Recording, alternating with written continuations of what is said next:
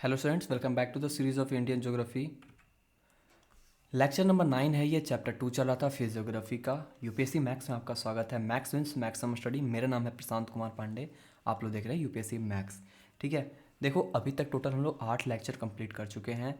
इन 8 lectures में मुझे वैसा कोई व्यूज़ नहीं देखने को मिल रहा है, बट हाँ मेरा उम्मीद है कि कम से कम 50 से 60 वीडियोस बनाऊंगा आप लोगों को इस सीरीज़ पे, तो अच्छे खासे वीडियोस के व्यूज़ आने लग जाएंगे। लेकिन देखो इसमें आपको बहुत सारी चीज़ मिलने वाली है दोस्त, बहुत सारी चीज़ आपको फ्री ऑफ कॉस्ट में मिलने वाली है। तो प्लीज़ थोड़ा सा सपोर्ट बनता है आपके साइड से भी। तो देखो हम लोग जो है मेजो रीजन्स के बारे में स्टडी करने वाले थे। इसमें 2 मेजो रीजन्स बेसिकली हमने पढ़ लिए हैं। पहला तो एक है राजस्थान वाले मेजो रीजन्स और दूसरा हरियाणा वाले मेजो रीजन्स। आज टोटल हम लोग 3 मेजो रीजन्स और कंप्लीट करेंगे और इसी वजह से हम लोग मेजो रीजन्स आज कंप्लीट ही कर देंगे। तो पहला हमारा हो जाएगा पंजाब वाला मिज़ो रीजन्स, दूसरा गंगा मिज़ो रीजन्स और एक हमारे पास फाइनल आता है that is Brahmaputra Mizo regions. ठीक है, टोटल 3 मेजो रीजन्स आज हम लोग कंप्लीट करने की कोशिश करेंगे। तो स्टार्ट करते हैं पहले पंजाब प्लेन्स के बारे में। टोटल हमने कितने प्लेन्स बनाए थे? टोटल हम लोग बनाए थे टोटल 5 प्लेन्स।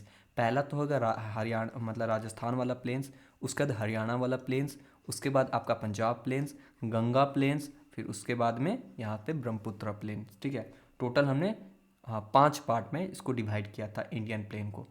तो चलिए स्टार्ट करते हैं पहले पंजाब प्लेन्स के बारे में और अच्छे से समझते हैं ब्रीफ में। जब भी मैं कभी पंजाब प्लेन्स बोलता हूँ ना, तो सिर्फ पंजाब प्लेन्स मतलब इंडिया वाले पार्ट की बात नहीं कर रहा हूँ मैं। पंजाब मतलब कि वो पाकिस्तान वाले पार्ट भी आ जाएगा।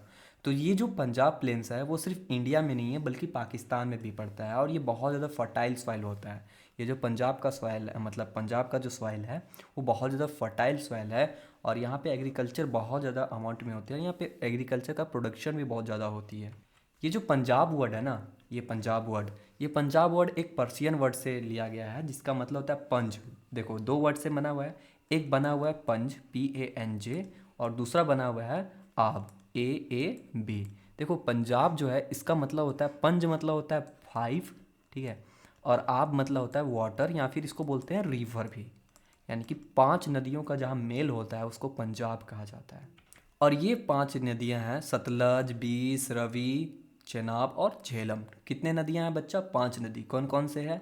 सतलज, बीस, उसके बाद रवि, चेनाब और झेलम।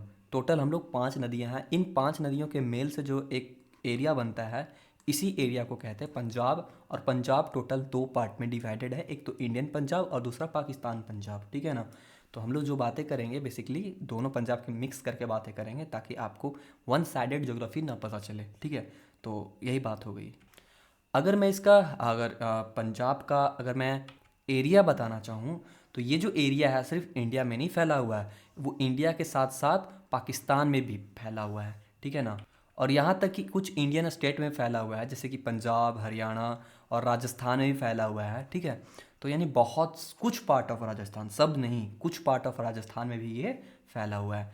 इसके नॉर्थ में शिवालिक है, उसके साउथ में थार डेजर्ट है, इसके ईस्ट में यमुना रिवर है और अपर गंगा प्लेन्स है। अब भी अपर गंगा प्लेन्स के बारे में पढ़ने वाले हैं। और वेस्ट में है इंडस रिवर और बलूचिस्तान। ठीक है, बलूचिस्तान प्रोविंस। अगर मैं बताऊं तो ये जो इंडस रिवर है ना, ये एक्चुअली पे सब कुछ मिला के बोल रहे हैं, यानी कि पाकिस्तान वाले पार्ट के भी इंक्लूड किया हुआ है। अगर मैं यहाँ समझाना चाहूँ तो ये देखो पंजाब है और पंजाब का जो हमारे हिमालय का लास्ट पॉइंट होता है वो क्या होता है? शिवालिक। बच्चा क्या होता है? शिवालिक। अब शिवालिक जो है वो हमारे नॉर्थ में है। देखो नॉर्थ में शिवालिक है। अगर साउथ की बात की जाए तो साउथ में आपका थार डेजर्ट है, यहाँ पे थार डेजर्ट है। उसकी बात ये जो पंजाब है पूरा इतना इलाका है। अब इसके जो हमारे वेस्ट में आता है वो कहीं ना कहीं बलूचिस्तान है, इधर बलूचिस्तान ही होता है ना इधर। और उसके बाद जब उधर इंडस रिवर भी है और सबसे बड़ी बात कि इसके ईस्ट साइड में आपको अपर गंगा प्लेन मिलेगा और दूसरी बात कि यमुना रिवर भी में देखने को मिलेगा। इसका जो टोटल एरिया है बच्चा, ये कंप्लीट एरिया, जैसे कि पंजाब सिर्फ मैं जब बोलता हूँ तो पंजाब इंडियन पंजाब नहीं पाकिस्तान पंजाब की बात कर रहा हूँ। इसका जो कंप्लीट एरिया है वो लगभग 1.75 लाख स्क्वायर किलोमीटर है। ठीक है, और ये एशिया का सबसे बड़ा नहीं लेकिन हाँ फिर भी जितने भी लार्जेस्ट आते हैं, लार्जेस्ट में से कम फिर भी लार्जेस्ट, सबसे बड़ा लार्जेस्ट फर्टाइल सॉइल का एक एरिया कह सकते हो। ठीक है, सबसे बड़ा नहीं लेकिन फिर भी हाँ वो 10 टॉप 10 के अंडर में आ जाती है। द प्लांट, इसका जो हमारा अगर स्लोप की बात की जाए द प्लेन स्लोप, तो ये स्लोप बच्चा आपका कम से कम इधर से इधर आती है, यानी कह सकते हो कि नॉर्थ ईस्ट से लेके आपका साउथ वेस्ट तक जाती है, ठीक है ना। वो कुछ ऐसे इसका स्लोप है। दूसरी बात कि अगर इसका नेचुरल ड्रेनेज एंड इरिगेशन, यानी कि ये जो नदियाँ हैं वो एक पंजाब की जो नदियाँ हैं वो इरिगेशन में ज़्यादातर हेल्प होती है, ठीक है। तो ये बात हो गई। अब देखो जितने भी रिवर्स है उनके बारे में समझ लेते हैं। मैंने बताया टोटल कितने रिवर्स हैं यहाँ पे, टोटल 5 रिवर्स है। पहला है सतलज, उसके बाद 20, रावी, चेनाब और झेलम। कितने रिवर है एक बार बोलो मेरे साथ, सतलज, 20, रावी, चेनाब और झेलम। अगर मैं सबका मैप दिखाना चाहूँ तो देखो सतलज जो है वो ये रहा सतलज, ठीक है। अगर मैं रावी 20 दिखाना चाहूँ तो ये रहा 20, और 20 जाके सतलज में मिल गया। उसके बाद जब मैं अगला रावी दिखाना चाहूँ तो ये रहा रावी रिवर, ठीक है। और रावी रिवर जाके फाइनली ये भी आगे मिल गया। उसके बाद हमारे पास चेनाब आता है, तो ये रहा चेनाब रिवर। और उसके बाद झेलम है तो ये रहा झेलम रिवर। और ये फाइनली है हमारा इंडस रिवर। तो ये सारे नदियाँ जाके फाइनली इंडस रिवर में जाके मिल जाते हैं। तो ये 5 नदियों का पहला कौन, आपका सतलज, देखो ये सतलज हो गया। उसके बाद कौन, 20, रावी, उसके बाद फिर चेनाब और फिर झेलम। ये 5 नदियों के मेल के होने की वजह से इस एरिया का नाम पंजाब पड़ा। अगर सतलज रिवर की बात की जाए तो ये जो रिवर है वो कहाँ पे आपके तिब्बत से स्टार्ट होती है, और ये चलते चलते चलते चलते लास्ट में फाइनली आके इंडस में जाके मिल जाती है।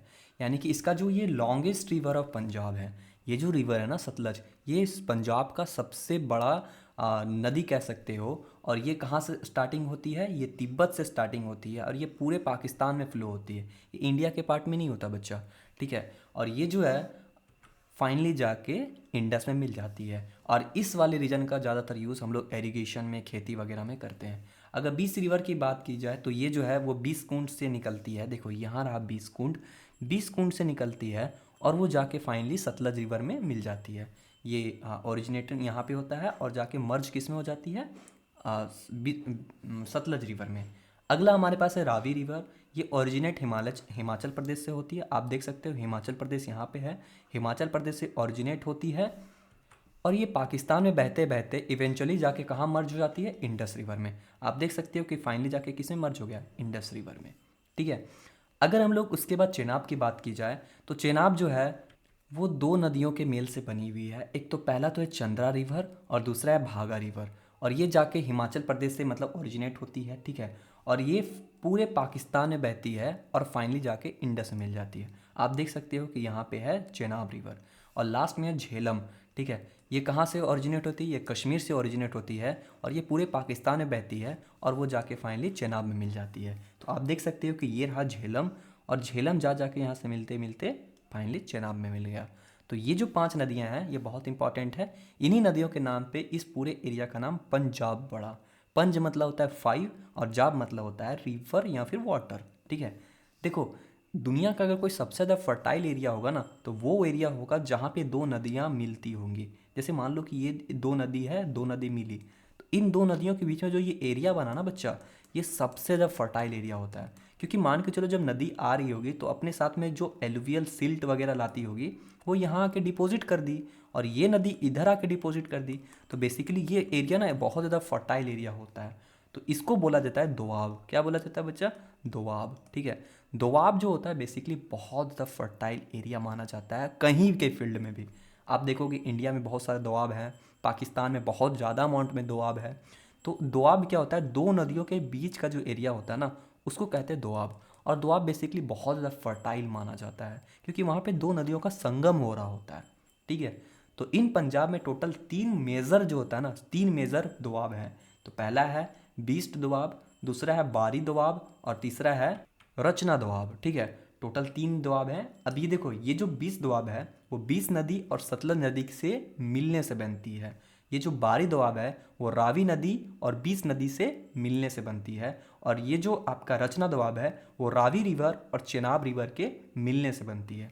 अगर मैं 20 दोआब की बात करूं तो देखो ये रहा 20 दोआब, देखो ये रहा 20 दोआब। किनके किनके, पहला तो आपका मिल रहा है 20 रिवर और दूसरा है चेनाब रिवर। तो देखो ये रहा 20 रिवर और ये रहा चेनाब रिवर। इन दोनों के मिल से इस एरिया को क्या कहेंगे, कौन सा दोआब, इसको बोलेंगे 20 दोआब, ठीक है। अगला हमारे पास है बारी दोआब। तो अगर अब मैं बारी दोआब दिखाना चाहूँ तो ये बारी दोआब किसके, एक रावी रिवर के, देखो ये रहा रावी रिवर और ये रहा बीस रिवर। तो ये जो एरिया आपका एक्स्ट्रा बचा तो ये एरिया हो गया बारी दोआब। अगर रचना दोआब के बारे में बताऊँ तो ये रावी रिवर, देखो ये रावी रिवर और ये चेनाब रिवर। तो ये जो कंप्लीट एरिया आपको दिख रहा है तो ये रिवर कैसा हो गया, ये कौन सा दोआब हो गया, रचना दोआब। ठीक है, तो टोटल ये बातें थी, बहुत इंपॉर्टेंट बातें थी। अगर यहाँ के क्लाइमेट की बात की जाए तो यहाँ जो समर के सीज़न में यहाँ पे टेम्परेचर बहुत ज़्यादा बढ़ जाता है, लगभग 45 डिग्री सेल्सियस तक पहुँच जाता है समर के सीज़न में। अगर मानसून के सीज़न में बात की जाए तो यहाँ पे 400 to 700 mm हाँ रेनफॉल होता है हर एक साल पे। अब कोल्ड की बात की जाए तो यहाँ पे 2.5 डिग्री सेल्सियस तक, 2.5 नहीं 2 से लेके 5 डिग्री सेल्सियस तक यहाँ पे टेम्परेचर होता है ठंडियों के सीज़न में। ठीक है ना। ये जो रीज़न है बच्चा वो वेस्टर्न डिस्टर्बेंस से बहुत ज़्यादा प्रभावित भी होता है। देखो वेस्टर्न डिस्टर्बेंस क्या होता है कि जैसे आपको पता है ये हमारा अर्थ है, अर्थ के ऊपर होता है नॉर्थ पोल और यहाँ पे होता है साउथ पोल। अब देखो सिंस हम लोग का हिमालय ऐसे बीच में पड़ता है और यहाँ पे होता है हमारा प्यारा भारत। अब ये जो हमारा हाँ पंजाब वाला एरिया है, कहीं ना कहीं पंजाब एरिया इतना दूर है, हिमालय से थोड़ा सा दूर में पड़ता है। जैसे कि ये हिमालय हो गया तो हिमालय से हल्का सा दूर में पड़ जाता है। तो यहाँ से क्या होता है वेस्टर्न डिस्टर्बेंस आती है, यानी कि साइबेरियन कोल्ड आता है। अब वो कोल्ड क्या करता है, जैसे ही विंटर का सीजन आता है ना तो ये कंप्लीट एरिया बर्फ़ से ढक जाती है, ये कंप्लीट एरिया। इसलिए देखोगे कि जो वेस्टर्न होता है ना, वेस्टर्न कंट्रीज, वो ठंडा के मौसम में पूरा बर्फ़ से जमा रहता है।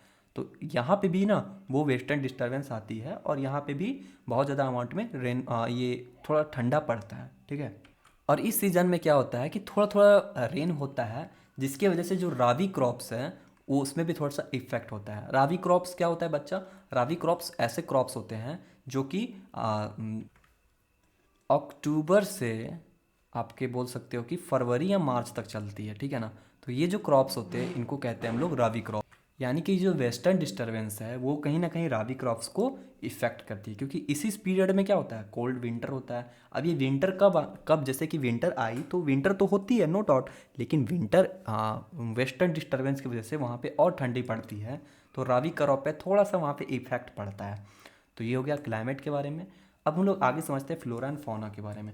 देखो यहाँ पे बहुत सारे फ्लोरा एंड फौना होते हैं, जैसे कि पहला तो शीशम का पेड़ यहाँ बहुत ज़्यादा मिलता है, फिर होता है कीकर का पेड़, फिर नीम का पेड़। ठीक है, और यहाँ पे बहुत ज़्यादा अमाउंट में कुछ ऐसे स्पीसीज़ भी हैं जैसे कि ब्लैक बक्स और फिर जिसको हम लोग नील गाय भी कहते हैं। ये सब बहुत ज़्यादा अमाउंट में इस एरिया में, पंजाब वाले एरिया में दिखाने को मिलता है। फिर जैकल्स दिखते हैं, फॉक्स दिखते हैं और वाइल्ड बियर्स भी दिखते हैं, बियर्स होना चाहिए। ठीक है, बियर्स भी देखने को मिलता है। उसके बाद माइग्रेटरी बर्ड्स भी आते हैं। देखो फिर से मैं समझाऊँ तो ये हमारा अर्थ हो गया, अर्थ के ऊपर होता है नॉर्थ पोल और नीचे होता है साउथ पोल। तो जैसे ही विंटर आता है ना बच्चा, तो विंटर के सीजन में इधर क्या होता है कि यहाँ पे हीट बहुत कम पहुँचती है, इस वजह से यहाँ पे क्या होता है टेम्परेचर बहुत लो हो जाता है और साउथ हेमिस्फीयर में टेम्परेचर बहुत हाई हो जाता है। तो ये जो बर्ड्स होते हैं ना वो बर्ड्स ऊपर वाले एरिया में रहने के लायक नहीं होते, यानी उनके लिए वो सफिशिएंट जगह नहीं होता। तो वो सारे बर्ड्स क्या करते हैं, वो फ्लाई करने लगते हैं इस वाले पार्ट से, यानी कि नॉर्थ हेमिस्फीयर से साउथ हेमिस्फीयर में। तो ये जो बर्ड्स हैं वो कहीं ना कहीं इस वाले एरिया से निकल के इधर भी आने लगते हैं। तो ये जो एरिया है हमारा पंजाब का एरिया, वहाँ पे साइबेरियन बर्ड्स भी आते हैं ड्यूरिंग विंटर सीजन। ठीक है, क्यों विंटर सीजन में आते हैं, क्योंकि विंटर सीजन में यहाँ पे क्या होता है, देखो विंटर सीजन में यहाँ पे क्या होता है कि यहाँ पे बहुत ज़्यादा कोल्ड हो जाता है। तो वो लोग बर्ड्स लोग तो कोल्ड में रहने नहीं पाएंगे, तो वो लोग उड़ते उड़ते इस वाले एरिया में आते हैं, हॉट हॉट प्लेस पे आते हैं। ठीक है, तो ये जो माइग्रेटरी बर्ड्स हैं यानी कि जो मूव करके पूरे एक पोल से दूसरे पोल तक आते हैं, वो कहीं ना कहीं इस सीज़न में, विंटर सीजन में इस एरिया में भी आते हैं। अगर इकोनॉमी की बात की जाए, इकोनॉमी और इंडस्ट्रियलाइजेशन की बात की जाए, तो इस एरिया का एग्रीकल्चर एक बैकबोन की तरह काम करती है, यानी कि कंट्री का पूरा बैकबोन है, क्योंकि यहाँ पे इतने सारे दोआब है ना, इतने ज़्यादा फर्टाइल एरिया है कि यहाँ बहुत ज़्यादा अमाउंट में खेती होती है। ठीक है ना, तो एग्रीकल्चर बहुत ज़्यादा होता है। दूसरा होता है कि डायरी फार्मिंग भी बहुत ज़्यादा होती है, यानी कि दूध का प्रोडक्शन भी बहुत ज़्यादा होता है। इंडस्ट्री भी यहाँ टॉप इंडस्ट्री है, फार्मास्यूटिकल इंडस्ट्री है, यानी कि दवाइयाँ बनाने का है, स्पोर्ट्स गुड भी बनते हैं यहाँ पे, और भी टेक्सटाइल इंडस्ट्री यानी कपड़े वगैरह का इंडस्ट्री भी है, बहुत ज़्यादा अमाउंट में आपको देखने को मिलेगा इस एरिया में। ट्रेड के लिए भी एक अच्छा जगह है, जैसे कि लुधियाना हो गया, जलंधर हो गया, अमृतसर हो गया। तो ये जो जगह हैं ना वो कहीं ना कहीं ट्रेड के पर्सपेक्टिव से भी इंडिया का एक ट्रेड हब बन के बैठा हुआ है। अब आगे समझ लेते हैं कि चैलेंजेस एंड इन्वायरमेंटल इशू, यानी कि यहाँ के लिए क्या क्या चैलेंजेस है। तो सबसे बड़ा चैलेंजेस है कि ग्राउंड वाटर डिप्लीशन। भाई यहाँ पे बहुत ज़्यादा पानियों का खपत होता है, एग्रीकल्चर हो रही है, इंडस्ट्री है, इतने सारे चीज़ें हैं, पेडी के लिए, वीट का कल्टीवेशन के लिए। तो यहाँ पे क्या होता है, बहुत ज़्यादा अमाउंट में अंडरग्राउंड वाटर की ज़रूरत पड़ती है। अब इस वजह से क्या हो रहा है कि यहाँ पे अंडरग्राउंड वाटर धीरे धीरे कम होता जा रहा है। दूसरी बात है कि सॉइल डिग्रेडेशन, यानी कि यहाँ पे सॉइल का में बहुत ज़्यादा अमाउंट में फर्टिलाइज़र यूज़ किया जा रहा है। अब ये फर्टिलाइज़र, पेस्टिसाइड्स, ये सब क्या करते हैं कि सॉइल का जो फर्टिलिटी होता है उसको कम कर देते हैं कहीं ना कहीं। देखो कुछ टाइम के लिए नो डाउट ये लोग कीड़े मकोड़े को मारने के लिए काम आते हैं, लेकिन लॉन्ग टर्म में इसका बहुत ज़्यादा हार्मफुल है, ठीक है, हार्म इफेक्ट होता है। इसी वजह से क्या होता है कि सॉइल डिग्रेडेशन भी कम हो रहा है, एयर पॉल्यूशन होता है। आपको पता होगा कि विंटर के सीजन में दिल्ली में क्या होता है, बहुत ज़्यादा अमाउंट में यहाँ पे एयर पॉल्यूशन होने लगती है। अब ये जो एयर पॉल्यूशन है यहाँ पे क्यों, क्योंकि यहाँ पे जो है बहुत ज़्यादा अमाउंट में ये जो वीट्स है, पैडी है, इनके जो अवशेष बच जाते हैं ना, उनको बर्न किया जाता है, इनको जलाया जाता है। अब इनको जलाने की वजह से बहुत अमाउंट में स्मोक निकलती है, स्मॉग निकलता है। अब यही वह कारण है कि यहाँ पे एयर क्वालिटी बहुत ख़राब मिलता है। दूसरी बात कि वाटर पॉल्यूशन भी बहुत ज़्यादा है इस एरिया में, क्योंकि इंडस्ट्री जहाँ आएगी ना, उस एरिया के वाटर पॉल्यूशन को एकदम पूरा बेकार कर देगी। क्योंकि जितने भी इंडस्ट्रियल वेस्टेज हैं वो कहाँ बहाए जाएंगे, इन्हीं रिवर्स में बहाए जाएंगे, ठीक है।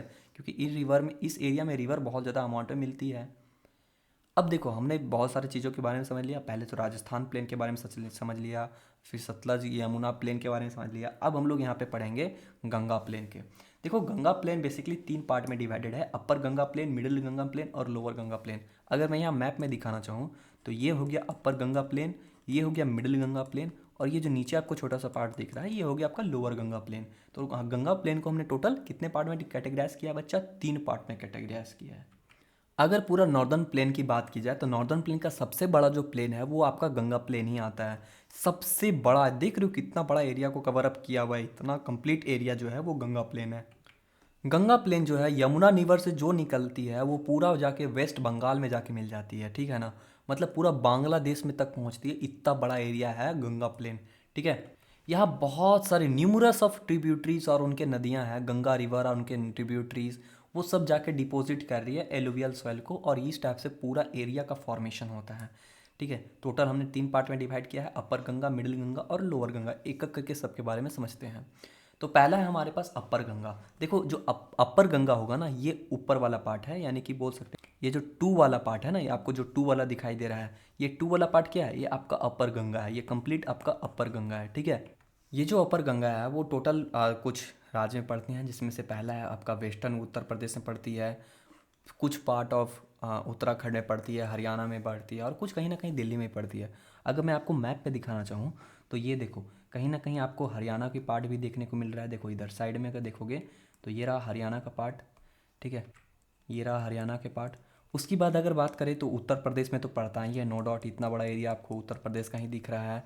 उत्तराखंड में भी पड़ता है, ठीक है, उत्तराखंड अगर आप देखोगे तो ये उत्तराखंड का भी कुछ कुछ एरिया को पड़ता है। हरियाणा में पड़ता है और दिल्ली में पड़ता है, यानी कि मेजरली इन 5-4 रिवर में, जो भी 4 एरिया है 4 स्टेट में, यहाँ वहाँ पड़ता है। यहाँ पे अगर मेजर रिवर्स की बात की जाए तो सबसे नो डाउट पहला तो रिवर गंगा ही आएगा, दूसरा है यमुना, फिर है रामगंगा, काली और उनके कुछ ट्रिब्यूटरीज हैं। अगर इसका एरिया की बात की जाए, इसका कंप्लीट लेंथ की बात की जाए तो लगभग 600 का लेंथ है। यानी कि अगर ऐसे बात की जाए वर्टिकली, इसका जो लेंथ है, अगर ऐसे बात की जाए तो ये लेंथ और ब्रीथ कितना है, 600 है, और ब्रीथ इसका कम से कम वेरी करता है अराउंड 150 to 300 तक, ठीक है, इतना किलोमीटर तक का इसका विड्थ है। अगर इसका फिजिकली फीचर्स की बात करें तो पहला है टोपोग्राफी। टोपोग्राफी में अगर बात करें तो एक फ्लैट लैंड है, अगर मैं बताऊं तो ये पूरा एरिया कैसा है बच्चा, फ्लैट लैंड है। फ्लैट लैंड है तभी तो यहाँ पे इतने सारे अलुवियल सॉइल का डिपोजिशन होगा ना। दूसरी बात अगर सॉइल की बात की जाए तो यहाँ पे वांगर सॉइल है, या कि ओल्ड सॉइल होता है, और दूसरा है खादर सॉइल भी यहाँ पे पाया जाता है, ठीक है। क्लाइमेट की बात की जाए तो यहाँ पे समर के सीज़न में समर रहते हैं और विंटर के सीज़न में कोल्ड विंटर्स रहते हैं, यानी कि बेसिकली बैलेंस है, ठीक है। अगर रेनफॉल की बात की जाए तो यहाँ बहुत अच्छे अमाउंट में रेनफॉल होती है यहाँ पे, तभी तो खेती होता है ना, बहुत अच्छे अमाउंट में। ये 700 to 1000 जो होता है बहुत अच्छा माना जाता है, ठीक है ना। आगे बढ़ते हैं। कुछ स्पेशल ट्रीज़ हैं, जैसे कि यहाँ पे साल का ट्री होता है, ठीक है, शीशम का ट्री है, पीपल ट्री है, इक्योलिप्टस है, ये सब देखो बहुत अच्छे यहाँ पे कुछ ट्रीज़ माने जाते हैं या फेमस ट्रीज़ है इस एरिया के लिए। अगर एग्रीकल्चर की बात की जाए तो यहाँ पे देखो बच्चा ज़्यादातर वीट उगाया जाता है, राइस उगाया जाता है, sugar cane, pulses, oil seed, ये सब चीज़ें उगाई जाती है। अच्छा एक बात बताओ, यहाँ पे ज़्यादा अमाउंट में पानी गिरती है, इस वजह से यहाँ कहीं ना कहीं राइस आपको ज़्यादा देखने को मिलेगा। ज़्यादा अमाउंट में पानी गिरती है, इस वजह से यहाँ कहीं ना कहीं शुगर कैन आपको ज़्यादा दिखने को मिलेगा। लेकिन ये जो जो आपके वीट हो गए, पल्सेस हो गए, ऑयल सीड हो गया, ये कहीं ना कहीं आपको किस एरिया में ज़्यादा देखने को मिलेगा? ये आपको खादर वाले एरिया में ज़्यादा देखने को मिलेगा। और खादर वाले एरिया में नहीं, भांगर वाले एरिया में ये सब ज़्यादा देखने को मिलेगा, क्योंकि वहाँ पे पानी का थोड़ा सा कमी होता है। लेकिन खादर वाले एरिया में पानी का उतना कमी नहीं होता, इसलिए यहाँ पे राइस वगैरह और यहाँ पे शुगर कैन ज़्यादा उगाया जाता है। लेकिन ये भांगर वाला एरिया होता है, यहाँ पे आपको वीट वगैरह ज़्यादा देखने को मिलेगा, ठीक है ना। तो ये जो आपको वीट वगैरह दिखाई देता है, वीट, पल्सेस, ऑयल सीड, ये सब आपको कहाँ दिखेगा? ये सब आपको बेसिकली भांगर वाले एरिया में देखने को मिलेगा। लेकिन जो खादर वाला एरिया है वहाँ पे आपको राइस और शुगर कैन देखने को मिलेगा। अगर इरिगेशन की बात की जाए तो यहाँ पे बहुत अच्छे अमाउंट में कैनल बनाए गए हैं, जैसे कि अपर गंगा कैनल, ठीक है, और भी बहुत सारे। अगर इंडस्ट्री की बात की जाए तो यहाँ पे शुगर मिल है, टेक्सटाइल यूनिट भी लगा हुआ है, और स्मॉल स्केल कुछ कुछ इंडस्ट्रीज़ भी लगी हुई है, ठीक है ना। यहाँ ज़्यादा अमाउंट में टेक्सटाइल भी होता है, शुगर मिल भी है, क्योंकि यहाँ देखो शुगर केन का ज़्यादा खेती होती है, तो नो डाउट यहाँ शुगर मिल होगा ही। अगर यहाँ की पॉपुलेशन डेंसिटी जो कि सबसे इंपॉर्टेंट है, वो लगभग 1000 पीपल पर स्क्वायर किलोमीटर है, यानी कि एक स्क्वायर किलोमीटर में 1000 लोग रहते हैं। एवरेज की बात कर रहे हैं तो बहुत ज़्यादा अमाउंट है, पॉपुलेशन डेंसिटी बहुत ज़्यादा हाई है। लेकिन ये बिहार वाले एरिया में जैसे हम लोग आएंगे ना बच्चा आगे, तो यहाँ पे और ज़्यादा अमाउंट में पॉपुलेशन डेंसिटी आपको देखने को मिलेगा, ठीक है। यहाँ की कुछ कुछ मेजर सिटीज़ है, जैसे कि दिल्ली हो गया, मेरठ हो गया, आगरा हो गया, अलीगढ़ हो गया, गाज़ियाबाद हो गया, ये सब जो है कुछ मेजर सिटीज़ है इस वाले एरिया का। अब देखो ये जो एरिया है ना अपर गंगा प्लेन, यहाँ पे बहुत ज़्यादा अमाउंट में सिटी का अर्बनाइजेशन हो रहा है, क्योंकि यहाँ पे इंडस्ट्री, देखो जब भी मैं बोलता हूँ अर्बनाइजेशन, इसका मतलब है कि कोई विलेज वाला एरिया कन्वर्ट होने लग रहा है सिटी में, यानी कि सिटी ज़्यादा बन रही है ड्यू टू पॉपुलेशन इंक्रीज, ठीक है ना। तो अर्बनाइजेशन ज़्यादा हो रही है, रैपिड ड्यू टू इंडस्ट्री लग रही है, तो ज़्यादा अर्बनाइजेशन हो रही है। तो ये सब पॉपुलेशन है और सेटलमेंट्स हैं, ठीक है। आगे बात करते हैं मिडिल गंगा प्लेन के बारे में। देखो मिडिल गंगा प्लेन जो है, इसका लोकेशन मैं दिखाना चाहूँ तो ये देख सकते हो कि ये जो एरिया आपको देखने को मिल रहा है, ये कंप्लीट मिडिल गंगा प्लेन्स है, ठीक है। ये एरिया क्या है बच्चा? Middle Ganga plains. तो ये किस किस स्टेट में पड़ता है? अगर मैं स्टेट बताना चाहूँ तो ये लगभग कुछ कुछ स्टेट में पड़ता है, जैसे कि central and eastern part of Uttar Pradesh में पड़ता है, no doubt. Some part of Bihar and few part of Jharkhand, यानी कहीं ना कहीं देखो किन किन स्टेट में पड़ेगा, few part in Jharkhand. Jharkhand में कंप्लीट नहीं पड़ेगा, क्योंकि झारखंड एक पठारी एरिया है, यानी कि प्लेट्यू वाला एरिया है। लेकिन ये जो एरिया है वो कहीं ना कहीं आपको बिहार पे ज़्यादा देखने को मिलेगा, आपको उत्तर प्रदेश का ईस्टर्न उत्तर प्रदेश में आपको ज़्यादा देखने को मिलेगा। जैसे कि यहाँ बिहार हो गया, ये देखो, ये हो गया बिहार वाला एरिया। देखो कि ईस्टर्न वाले उत्तर प्रदेश में पड़ रहा है, बिहार वाले पार्ट में पड़ रहा है, कुछ कुछ अमाउंट में झारखंड में भी पड़ जा रहा है। यहाँ का जो मेजर रिवर्स हैं वो गंगा है, गोमती है, घाघरा है, सोन रिवर है और गंडक है, ठीक है। अगर मैं इसका लेंथ की बात करूँ तो इसका लेंथ लगभग 900 किलोमीटर है, यानी कि यहाँ से यहाँ का जो लेंथ होगा वो लगभग 900 किलोमीटर है। अगर विड्थ की बात करूँ तो विड्थ लगभग 250 किलोमीटर से लेके 400 किलोमीटर के आसपास का इसका विड्थ है, यानी कि धीरे धीरे विड्थ क्या हो रहा है, घटता जा रहा है पहले कंपेयर में। पहले विड्थ ज़्यादा था, अब धीरे धीरे कम होता जा रहा है, ठीक है। अगर फिजियोग्राफी फीचर की बात करूँ तो ये एक्सट्रीमली फ्लैट है, मतलब कि कंप्लीट सतह है, मतलब पूरा प्लेन एरिया है। और दूसरी बात कि लो लाइंग है, यानी कि नदियों के एकदम बिल्कुल सामने पाया जाता है, क्योंकि यहाँ पे बहुत ज़्यादा अमाउंट में क्या है, रिवर्स भी हैं। सॉइल की बात की जाए तो यहाँ भी एलुवियल सॉइल है, न्यू एलुवियल सॉइल है, जिसको खादर कहते हैं। और डोमिनिटीज़ विथ हाई फर्टिलिटी, जो कि मतलब कह सकते हो कि यहाँ पे ज़्यादातर आपको खादर ही देखने को मिलेगा। क्यों खादर देखने को मिलेगा? क्योंकि यहाँ पे बहुत, देखो पानी जब आता है, सुनो बातों को, एक रिवर आया ऐसे, एक रिवर आया ऐसे, एक रिवर आया ऐसे, एक रिवर आया ऐसे, तो देखो ऊपर वाले साइड में जो रिवर है ना वहाँ थोड़ा कम रिवर है, लेकिन इस वाले रिवर में जैसे आएगा तो यहाँ पानी का वॉल्यूम अचानक बढ़ जाता है। तो पानी का वॉल्यूम बढ़ने से क्या हुआ कि ये कंप्लीट एरिया को कवर अप करने लग जाएगा, इसलिए यहाँ ज़्यादातर आपको न्यू एलुवियल सॉइल देखने को मिलेगा, ओल्ड नहीं देखने को मिलेगा। क्योंकि यहाँ पे थोड़े थोड़े पतले पतले रिवर्स थे, लेकिन सबके मिल जाने से यहाँ बहुत बड़ा अमाउंट पे बहुत बड़ा रिवर बन जाता है, इसलिए ज़्यादातर आपको यहाँ पे न्यू एलुवियल सॉइल में देखने को मिलेगा। यहाँ जो क्लाइमेट है वो हॉट भी है, ह्यूमिडिट क्लाइमेट समर के टाइम पे मिलेगा, कोल्ड विंटर्स भी देखने को मिलेगा। अगर रेनफॉल की बात की जाए तो लगभग 100 टू 1200 mm तक होता है, जो कि बहुत बेस्ट माना जाता है, बहुत अच्छा है। लेकिन इधर ज़्यादा रेनफॉल होती है compare to upper Ganga plain, यानी मिडिल गंगा प्लेन में ज़्यादा रेनफॉल आपको देखने को मिलेगी compare to upper Ganga plain. ठीक है, आगे बात करते हैं कुछ स्पेशल ट्रीज़ के बारे में। तो यहाँ पे तेक एक स्पेशल ट्री है, महुआ। देखो महुआ, मैं इसके बारे में एक बार बताना चाहूँगा, इसे लिक्कर बनता है बच्चा। ठीक है, क्योंकि मैं झारखंड से हूँ और झारखंड में महुआ बहुत फेमस एक ट्री है। ठीक है, इससे लिक्कर बनता है, दारू बनता है। ठीक है ना, यहाँ आपको मैंगो भी देखने को मिलेगा, जामुन देखने को मिलेगा, और मेरा फेवरेट तो जामुन है, बहुत फेवरेट, बहुत पसंद है मुझे जामुन खाना। ठीक है, कुछ क्रॉप्स भी आपको देखने को मिलेगी यहाँ पे, कुछ एग्रीकल्चर भी होती है, तो ज़्यादातर आपको राइस देखने को मिलेगा, क्योंकि देखो यहाँ पानी बहुत ज़्यादा अमाउंट में है, तो नो डाउट राइस का खेती बहुत ज़्यादा ह्यूज अमाउंट में होगी। व्हीट होगा, मेज़ होगा, पल्सेस होगा, जूट होगा। अगर इरिगेशन की बात की जाए तो यहाँ पे ट्यूबवेल्स है, कैनल्स है, रिवर्स लिफ्ट है, बहुत सारे हैं। देखो ज़्यादातर ट्यूबवेल पे ही डिपेंडेंट होते हैं, और मतलब कि इरिगेशन के लिए, और कैनल्स भी हैं। ठीक है ना, और बाकी सब तो मतलब ऊपर वाले पे ही डिपेंडेंट है। ठीक है, पानी गिरेगा तो खेती होगी, नहीं होगा तो नहीं होगा। अगर कुछ इंडस्ट्री की बात की जाए तो फर्टिलाइज़र का इंडस्ट्री है, शुगर का इंडस्ट्री है, और भी बहुत सारे इंडस्ट्रीज़ है इस वाले एरिया में। अगर पॉपुलेशन डेंसिटी की बात की जाए तो यहाँ पे among the highest in India, ये एरिया में सबसे हाईएस्ट पाया जाता है। लगभग 1 स्क्वायर किलोमीटर में 1200 पीपल। तुम सोचो कि कितना ज़्यादा, मतलब कंजस्टेड एरिया है ये। ठीक है ना, पूरा। कुछ कुछ मेजर सिटीज़ में, जैसे बनारसी हो गया, वाराणसी हो गया, इलाहाबाद हो गया, जिसको आज प्रयागराज के नाम से जानते हैं, पटना हो गया, गोरखपुर हो गया, ये सब बहुत ज़्यादा होता है। अर्बनाइजेशन भी हो रही है, मॉडरेट बट ग्रोइंग। ठीक है, धीरे धीरे है लेकिन हो रहा है। ठीक है, आगे बात करते हैं लोअर गंगा प्लेन के बारे में। देखो लोअर गंगा प्लेन आपको ये कहीं ना कहीं इधर देखने को मिलेगा, यानी कह सकते हो कि इस वाले एरिया में देखने को मिलेगा। ठीक है, वेस्ट बंगाल में। तो कुछ कुछ स्टेट में कवर करता है, जैसे कि बिहार में हो गया, वेस्ट बंगाल हो गया, और कुछ पार्ट ऑफ झारखंड में भी कवर कब करता है। अगर इसमें कुछ कुछ मेजर रिवर्स की बात की जाए तो गंगा हो गया, हुगली हो गया। देखो मैं अभी जितने भी रिवर्स हैं उनके बारे में समझाऊंगा।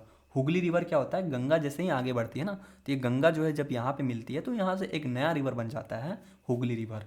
दामोदर है, दामोदर जब गंगा से मिलते हैं तो वहाँ पे उसके बाद हुगली बन जाता है। सोन रिवर है, महानदी है, महानंदा है। ठीक है, सॉरी।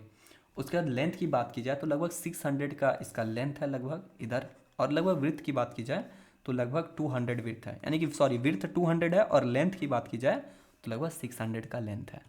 अगर यहाँ के कुछ ट्रोपोलॉजिस्ट की बात की जाए तो यहाँ पे बहुत ज़्यादा फ्लड आती है, बहुत सारी नदियों का चैनल्स मिलते हैं इस जगह पे, ऑक्स बो लेक भी मिलते हैं। देखो ऑक्स बो लेक के बारे में समझाना चाहूँ तो देखो एक रिवर ऐसे है, ऐसे चल रही है। अब कुछ टाइम के बाद क्या होगी, ये रिवर थोड़ा सा दूर सटकने लगेगी या फिर सीधा थोड़ा आने लगेगी, तो ये जो एरिया है ना वो कहीं ना कहीं मेन रिवर से आइसोलेटेड हो जाता है। तो इस टाइप के जो रिवर्स होते हैं उसको बोलते हैं ऑक्स बो लेक। ठीक है, ये कहीं ना कहीं ये बैलों के पैर की तरह दिखती है, इसलिए इसको ऑक्स बो लेक कहा जाता है। सॉइल की बात की जाए तो यहाँ पे बहुत ज़्यादा रिच अमाउंट में एलुवियल सॉइल होता है, क्योंकि देखो इस वाले एरिया में बहुत ज़्यादा अमाउंट में रिवर्स हैं, तो नए नए नदियाँ का पानी का वो जो सिल्ट है वो ज़्यादा डिपॉजिट होगा, ज़्यादा डिपॉजिट होगा, मतलब कि बहुत ज़्यादा अमाउंट में एलुवियल सॉइल है।